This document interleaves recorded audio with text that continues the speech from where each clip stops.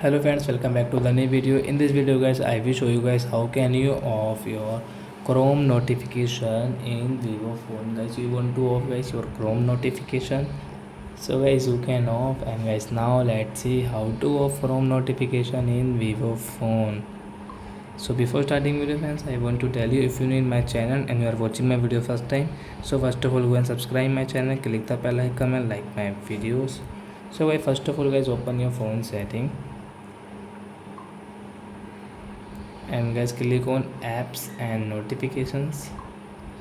Guys click on notifications and guys click on this see all, and guys find guys where is Chrome.